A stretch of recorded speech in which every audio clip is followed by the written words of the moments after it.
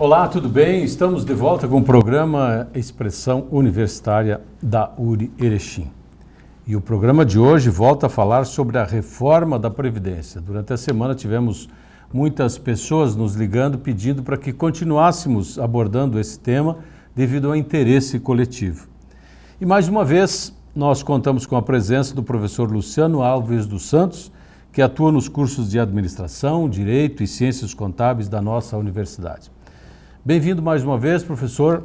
Obrigado. Na semana que passou, nós falamos sobre as razões de o país estar passando por uma reforma da Previdência, como é a Previdência hoje e como vai ficar, entre outros aspectos. Sim. Acho que, primeiramente, então, o senhor podia fazer um resumo do que abordamos no programa anterior. Sim. Então, primeiramente, cumprimentar a todos, cumprimentar o senhor. E, retomando, então, a outra fala, né? Nós falamos da situação da Previdência, né, no mundo, né, falamos do histórico da Previdência Social, o tipo de Previdência que nós temos, que é uma Previdência que as pessoas que estão na ativa pagam para aqueles inativos, né? Eu não tenho a minha cota de contribuição só para mim. Nós falamos da situação que se chegou até o presente momento, né? Da situação em que o governo está fazendo essa reforma porque não tem mais dinheiro para investir em outras coisas e cada vez mais está piorando. Nós falamos daquela possibilidade de incidência de tributos de até 50% sobre a folha de pagamento, né, para o futuro, lá para o ano de 2050, né, para poder suprir, que hoje é 20% sobre a folha, e que lá em 2050, pela quantidade de pessoas aposentadas, por conta da inversão da pirâmide etária, né, ou seja, as pessoas estarem vivendo mais e menos gente está nascendo, né, e estando nessa faixa, né, de idade contributiva, né, também pela questão da informalidade, né, que hoje a gente tem menos pessoas trabalhando com carteira assinada, que é uma situação que a reforma trabalhista está tentando resolver, né. Então, como a gente falou também, esse conjunto de reformas é importante no seu todo, né, não reformas isoladas, né. Então, assim como falamos da reforma da Previdência, aliada à reforma trabalhista, aliada a uma reforma tributária que está sendo encaminhada também, assim como outras reformas mais pontuais. Então, acredito que com essas reformas todas, né, nessa situação, tende a melhorar um pouco a situação da Previdência, né, como falamos, em termos financeiros, né, para o governo. Né. De outro lado, tem a possibilidade e uma realidade, né, de piorar o cálculo para as pessoas que vão se aposentar dependendo da situação e do momento em que elas se aposentam. O que faz repensar que as pessoas se programem para uma previdência paralela. Com certeza. É importante hoje as pessoas terem uma previdência privada, né? Essa previdência que se faz em bancos e outras instituições, né? Que se assemelham a bancos, ter a sua poupança própria, ter seus investimentos, né? Ter um dinheiro guardado, valorizar de novo a economia, a poupança, para poder se manter e depender cada vez menos do Estado, porque também já havíamos falado no outro programa que hoje já mais de 80% dos benefícios que a Previdência paga são no valor de um salário mínimo, e a tendência é que o número de benefícios que são do valor de um salário mínimo aumentem agora com o passar dos anos, por conta desses novos cálculos dos benefícios que a gente vai tratar no programa de hoje. Ok, eu acho que nós podemos começar a nossa conversa no programa de hoje falando das regras de transição. Sim. Esse sistema novo de previdência, né, está propondo algumas regras de transição. O que significa então regra de transição? São umas regras que se faz que elas tornam mais suave a transição de um sistema para o outro. Ou seja, nós temos um sistema que vai ficar, né, conforme já conversamos, vai ficar mais endurecido para as aposentadorias. Então, essa regra de transição suaviza, né, a passagem de um sistema para o outro, para não gerar uma situação assim, a pessoa estava há poucos meses de se aposentar e vai ficar há alguns anos de se aposentar. Então, essa transição justamente é essa suavização entre um sistema e outro. Podemos falar também no programa de hoje sobre auxílio-doença, como é que fica?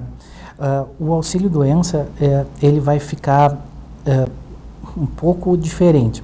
Ele segue sendo, né, mantendo sua finalidade. Então, para que serve o auxílio-doença? O auxílio-doença é um benefício previdenciário que ele cobre o risco de quando a pessoa se acidenta, né, no seu trabalho, que nós temos aí o auxílio-doença por acidente de trabalho, ou também o auxílio-doença comum, que a pessoa tem alguma doença que a incapacita temporariamente para o trabalho. A incapacita por 16 dias ou mais, né, se ela é empregada, por exemplo, que aí a partir desse momento ela tem que pedir auxílio-doença na Previdência, né, junto ao INSS. Os primeiros 15 dias é o empregador que paga. O que vai mudar? No auxílio-doença, embora o projeto não traga mudanças de forma direta, traz mudanças de forma indireta. Por quê? Porque, como falamos também no outro programa, a média do cálculo vai incidir sobre os 100% dos salários de contribuição de julho de 94 para cá. E antes, a média se incidia era 80% dos salários de contribuição, ou seja, se descartavam os 20% mais baixos.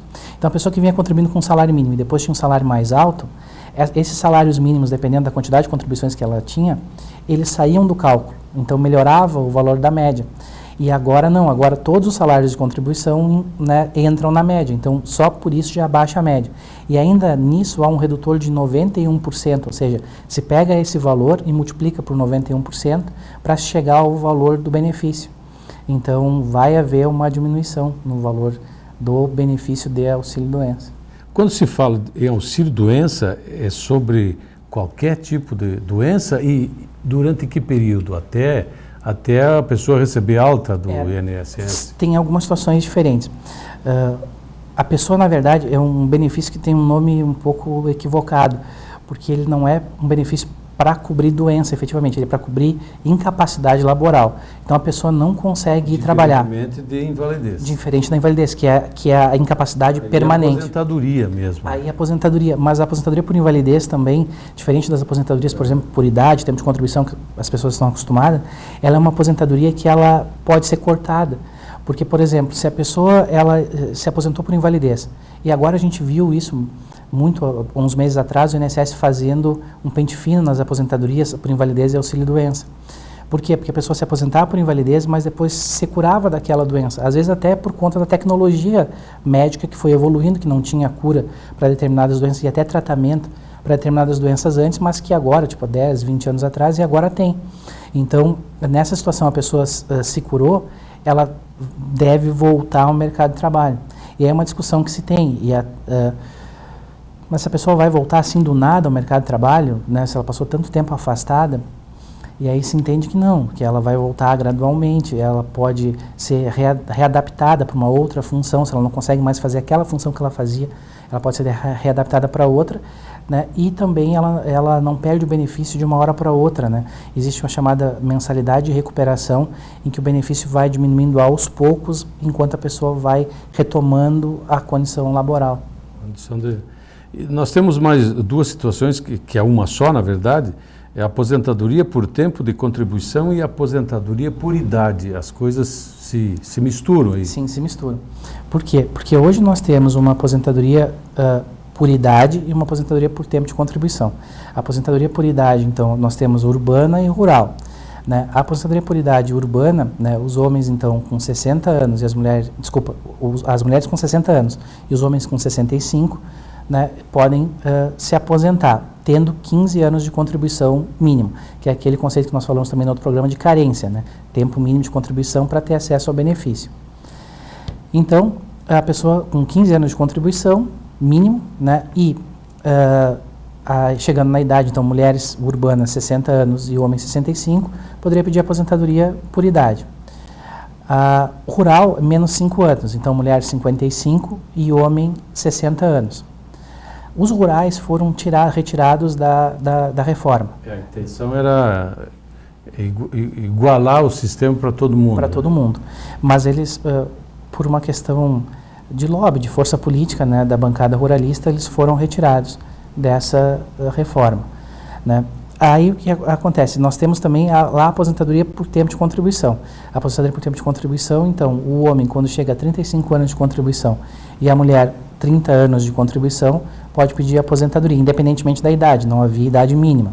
Né? E essa é a distorção mais criticada. Né? E nisso também nós tínhamos as aposentadorias especiais, que elas podem acabar ou ser diminuídas, conforme está o projeto agora, também se mexe nas aposentadorias especiais. Que a aposentadoria, por exemplo, em algumas situações de alguns médicos, por exemplo, médico cirurgião, dentista, veterinário, soldador, essas profissões que têm risco biológico, que têm enfermeiros, por exemplo, também são nessa situação, que, mineiros, que aquele pessoal que trabalha... Mais ainda, né? Sim, e justamente por isso, um mineiro, na regra atual, com 15 anos de contribuição, ele já aposenta, mas ele tem sua saúde muito debilitada, né, por conta da situação de trabalho dele. Então, essa situação, ela tende a diminuir, né, porque se tende a colocar um limite de idade mínimo para essa aposentadoria, mas hoje não é incomum de ver pessoas na faixa dos 40 anos, por exemplo, enfermeiras, na faixa dos 40 anos, entre 40 e 45 anos se aposentando. E a crítica justamente é essa, né? Como é que a gente vai manter um sistema em que pessoas que hoje vivem até os 70, 80 anos ou mais, se aposentam na metade da sua vida e talvez no momento mais produtivo? Porque tem saúde e tem qualificação e tem expertise no que fazem. E aí quem se aposenta nesta idade, nesse período etário, dificilmente vai fazer uma sobra para não precisar continuar trabalhando também. Então, sim, gera duas situações difíceis, né? Sim, como nós estávamos falando também no outro programa. Essa aposentadoria, ela vira complemento de renda, né? Muitas vezes a pessoa, e isso pode ser um problema para o futuro, se ela não conseguir saber manter a organização. Por quê? Porque quando ela parar de trabalhar, ela vai receber, em princípio, só essa aposentadoria dela. E essa aposentadoria, como ela tende a perder o poder de compra, porque nós, nos últimos anos, no Brasil, nós tivemos os aumentos para quem ganha mais que o salário mínimo menores, né, o índice de reajuste anual das aposentadorias menores do que para quem ganha um salário mínimo. Então, a tendência é que os benefícios vão caminhando para um salário mínimo. Então, se a pessoa se aposenta cedo, a tendência é que quando efetivamente ela parar de trabalhar, ela vai estar ganhando um salário mínimo. E aí, tem uma outra questão também, a pessoa se aposenta lá aos 40, 45, a possibilidade de conseguir continuar ou voltar a ser empregado já começa a ficar mais difícil também. Sim, nós temos duas situações agora que são observadas, isso no sistema de trabalho. Uma em alguns mercados é verdade essa colocação de que as pessoas têm mais dificuldade de se reinserir. Mas agora, como a gente está tendo um envelhecimento do país, novas áreas estão surgindo, mais voltadas às pessoas idosas, como, por exemplo, empresas de turismo que fazem turismo especializado para pessoas idosas. Então, fazem excursão só com pessoas idosas. A área de geriatria é uma área que está crescendo. Cuidadores de idosos, isso. Toda a medicina voltada à terceira idade, ela está crescendo. Roupas específicas para a terceira idade, móveis específicos para a terceira idade, instalações nas casas, né, para proteção, né, por exemplo, retirada de tapetes que se indica para a pessoa não tropeçar, colocação, por exemplo, no banheiro barras de proteção dos banheiros, isso, tapetes especiais. Então, um mercado novo está surgindo também. Então, é possível que a pessoa deixe de trabalhar numa área específica que ela vai desenvolvendo, mas que ela possa se readequar e trabalhar em outra área. E outra questão que está sendo bem discutida, e eu já vi alguns debates a respeito disso, é que a pessoa idosa, ela se sente mais bem atendida por uma questão de empatia por uma outra pessoa idosa. Então, pela questão dos assuntos, pela questão de ter mais ou menos a mesma realidade, e ela se sente às vezes mais constrangida de ser atendida por alguma pessoa jovem, dependendo do que ela vai comprar. Então, um mercado vai surgir para vendedores, por exemplo, que ficaram idosos, né? Nós temos hoje também alguns mercados mais específicos, por exemplo, alguns mercados mais nostálgicos, né? Por exemplo, nós temos agora um mercado para venda que está voltando com força, venda de vinil, venda de situações, até alguns hotéis que estão criando ambientes específicos e retrôs, né? Então, isso é um novo mercado. Então, a gente não sabe qual vai ser o impacto real disso, né? Então, perderemos alguns empregos, mas outros vão ser criados. Não se sabe efetivamente quanto que vai ser de melhor ou de pior ainda. Continuando falando da reforma da Previdência, até um tempo atrás se falava em desaposentadoria. Hoje se fala em reaposentação. Por que não deu certo a primeira e esta está sendo negociada? Sim. Primeiro, então, explicar o que era uma coisa e o que é outra. Desaposentação. O que era a desaposentação que foi fulminada no Supremo Tribunal Federal? Polêmico esse aspecto. Sim, com certeza. A tese da desaposentação era assim. Eu trabalhei por vários anos, me aposentei. Normalmente, pela regra que incidia um redutor, que é a regra do fator previdenciário, né, que quanto mais cedo eu me aposento, menor fica o valor do meu salário de benefício. Por quê? Porque, em tese, eu tenho uma expectativa de vida maior. Então, eu recebo menos porque eu vou receber por mais tempo. Então, os salários começam menores. Então, qual era a tese? Bom, eu me aposentei lá naquela situação jurídica, mas eu segui trabalhando e segui contribuindo.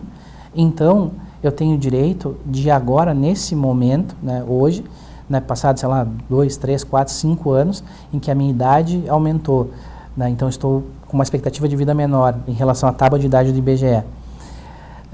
Minha expectativa de vida, então, diminuiu nessa situação, né? Eu digo tecnicamente, porque não tem como saber até quando a pessoa vai viver. Então, tecnicamente, a minha expectativa de vida diminuiu. Ou eu posso me aposentar agora por aqueles sistemas de pontos, né, que hoje é a regra daquele 85-95, né, 85 homem, 85 a mulher, 95 o homem, mas quando começou, hoje nós já estamos na pontuação 86-96, né, até chegar 90-100. Essa pontuação é o somatório da idade mais tempo de contribuição. Então, só que quando eu chego nesse tempo, né, hoje, por exemplo, uma mulher chega ao somatório dos 86, deixa de decidir o fator previdenciário, ela vai ter direito a uma aposentadoria por 100% da média. Então, o que as pessoas queriam, né, naquela situação jurídica da desaposentação? Bom, agora eu atingi uma situação jurídica que me permite uma aposentadoria com um valor maior, um benefício melhor. Então, eu quero parar de receber o benefício antigo e começar a receber um benefício novo. O que o Supremo Tribunal Federal disse nessa situação? Disse assim, quando você se aposentou, ali foi o marco em que você perdeu aquele tempo, você não pode usar aquele tempo 2 vezes. Então, assim, nessa situação jurídica, para você, algumas decisões no início eram assim, para você poder se desaposentar, você vai ter que devolver tudo que você já pagou. Essa era a questão, né? Para poder se aposentar, que aí volta ao status quo ante, ou seja, o que era antes. Então, eu te devolvo o teu tempo e, né, e você me devolve o dinheiro e tu devolve o meu tempo. Isso. Só que as pessoas não tinham dinheiro para devolver, porque esse dinheiro tem natureza alimentar. As pessoas gastaram esse dinheiro com a sua roupa, com a sua alimentação. Foi um dinheiro que foi para uma conta especial. Claro. Né? E aí, então, se chegou nessa celeuma. E aí o Supremo Tribunal Federal disse que, embora também essa situação, não se tinha previsão legal para custear esses valores, né? Então, que isso poderia até chegar ao ponto de quebrar a Previdência. Porque as pessoas poderiam, basicamente, todo mês se desaposentar e reaposentar, se desaposentar e reaposentar. Então, sempre o INSS ficaria devedor. E aí, como falamos também no programa anterior, hoje, com a aposentadoria do jeito que está, já é complicado para o INSS pagar, por conta dessa complexidade que se desenvolveu por conta de mais pessoas se aposentando, né, o Brasil envelhecendo. Se tem isso, e aí então o Supremo tomou uma decisão que também é um tanto política, né? Não vai ter caixa para pagar a desaposentação, porque teria que pagar valores retroativos também, né, nessas ações, porque a pessoa estabeleceria um momento para se aposentar, a discussão foi indo, então teria que pagar, né, RPVs ou precatórios, né, para essas pessoas. Então, precatórios acima de 60 salários mínimos, né, e RPVs até 60 salários mínimos. E aí, então, veio a reaposentação. Sim, essa tese da reaposentação. Está em estudo. Sim, que está, agora tem decisões já... Um debate, pelo menos. Isso, no STJ e está indo para o STF. Então, o que é a reaposentação? Então, sim, pois bem, eu cheguei na minha idade ou no tempo de contribuição e me aposentei. Então, por hipótese que eu me aposentei aos 45 anos. Segui trabalhando. Aos 60 anos, então mais 15 anos à frente, eu tenho mais 15 anos de contribuição. Cheguei na carência mínima necessária para o benefício. Aqui eu tive a incidência do fator previdenciário. Mas agora, no cálculo da minha aposentadoria por invalidez não, desculpa, nesse caso, na minha aposentadoria por tempo de contribuição ou por idade nova, né, nesse caso, nesse exemplo que eu dei, uma aposentadoria por idade nova, eu poderia ter um cálculo melhor, porque, por exemplo, eu estou ganhando mais agora do que eu ganhava antes. Então, eu quero me reaposentar, ou seja, abrir mão da minha aposentadoria que eu tenho agora, atual, e ter uma aposentadoria nova daqui para diante, porque eu implementei o requisito novamente para a aposentadoria.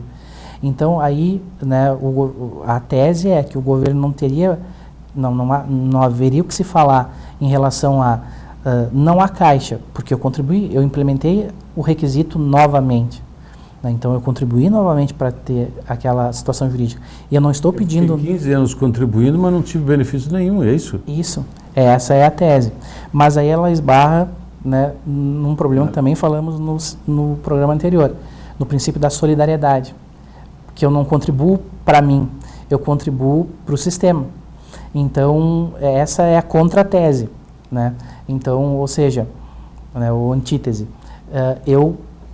Tudo bem que você contribuiu de novo 15 anos, mas, porém, você não está contribuindo para você está contribuindo para o sistema, porque a tua contribuição é obrigatória e também solidária. E o que o senhor diria, assim, antes da gente encerrar? Qual é a expectativa? O que existe está aprovado. Sim. Só falta passar no Senado. Sim. A implementação é imediata daí? Sim. Poderemos já essa reforma entrar em vigor, então, já no ano que vem? Ou ainda esse ano? Essa reforma, ela pode entrar em vigor ainda esse ano, porque se estima que o Senado comece a sua avaliação, né, e talvez termine tempo do que levou no Congresso, né? Sim, porque agora tem que passar pelas câmaras temáticas dentro do Senado, né, Comissão de Constituição e Justiça, tem que passar pela Comissão de Orçamento e, passando por essas comissões, depois vai a plenário, em 2 votações. Se houver alguma alteração, pode voltar para a Câmara para que haja reanálise. Então, é possível, pelo tempo, né, que talvez em 2, 3 meses, né, se tenha a aprovação dessa reforma. Porém, se voltar para a Câmara dos Deputados, né, aí sim pode ficar para o ano que vem. Mas hoje a realidade que nós temos por ter passado relativamente fácil pela Câmara. E de forma negociada também, negociada. Né? Não foi nada tão imposto, ou seja, houve sessões do governo em relação ao projeto como ele estava no início, né, e como ele chegou ao final, né, como nós falamos, os rurais saíram, os servidores estaduais saíram, tem uma discussão acerca de como é que vai ficar as polícias também, né, se diminuiu a idade mínima para aposentadoria da mulher, né, se cria uma equalização no início, 65 anos para todos, para homem e para mulher, depois se baixa a idade para mulher. Então, como houve essa negociação e houve essa sessão, provavelmente seja mais fácil a discussão. Só tem a situação da PEC paralela da reinclusão dos servidores estaduais na reforma, né, que alguns governadores defendem e estão trabalhando nesse sentido. Para encerrar, professor, acredito que a gente nós vamos ser atingidos pelas essas regras todas, né? Mais dia ou menos dia. Então, para quem está na ativa hoje, qual é a sua recomendação? Como é que eu me preparo? Eu estou com uma certa idade e vou me aposentar daqui a um certo período. Sim. Como é que eu me preparo para chegar lá? Vou ter direito a esse benefício, mas como é que eu posso construir um extra aí para fazer frente às dificuldades, os problemas que virão mais adiante? Sim. Nós temos várias situações e vai depender da realidade de cada pessoa. Tem uma situação de que a pessoa pode, por exemplo, pessoas que ganham próximo ao salário mínimo, ou salário mínimo, vale a pena se aposentar o quanto antes. Por quê? Porque ela vai receber por mais tempo aquele valor e ela vai poder trabalhar e ainda ter aquele complemento de renda. Pessoas que ganham mais, elas têm que fazer a conta do que vale mais a pena, porque como nós vemos, os benefícios tendem a ser deferidos num valor bem mais baixo. Então, o ideal é que as pessoas possam fazer simulações, fazer os cálculos, verem qual é a melhor forma de aposentadoria. Hoje, na internet, por conta dessa reforma, tem vários simuladores à disposição. É interessante as pessoas fazerem essa simulação, procurarem advogados especializados também para poder ter esse suporte na hora da escolha, tomar a decisão certa. Mas eu diria que as pessoas devem procurar especialistas na área para poder tomar a melhor decisão. E como eu falei, depende da realidade de cada pessoa. Por quê? Porque se uma pessoa se aposenta mais cedo e consegue juntar aquele dinheiro da aposentadoria, então fazer de conta que aquele dinheiro não existe e guardando aquele dinheiro e fazendo negócios com aquele dinheiro, ela pode ter uma rentabilidade e criar um fundo para ela de reserva que pode dar muito mais dinheiro do que ela teria possibilidade de conseguir juntar só com o salário dela.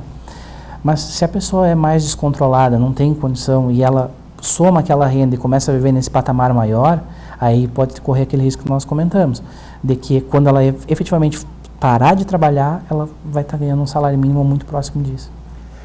Professor Luciano, logo nós voltaremos a comentar a respeito disso, não a semana que vem, mas aguardem, porque mais adiante a gente vai voltar a conversar com o professor Luciano, teremos certamente outras novidades e outros assuntos a serem explorados. Grato mais uma vez pela sua presença, professor, a você em casa que sempre nos prestigia aqui no programa Expressão Universitária. Muito obrigado mais uma vez, até a semana que vem. O que faz você escolher a escola para seu filho? O investimento? A localização? A estrutura? Não. A melhor escola para o seu filho é aquela que prepara ele para a vida. Escola de Educação Básica da URI Erechim. A melhor escola da região no Enem. A escola que acredita nos valores familiares. A escola que oferece atividades que te formam para a vida. Pois a vida é uma escola. Matrículas abertas. Fale a língua que seu mundo fala. Centro de Línguas URI Erechim, com apoio pedagógico da Cambridge University Press. Material didático internacional e professores com experiência no exterior. Centro de Línguas URI Erechim. Matrículas abertas.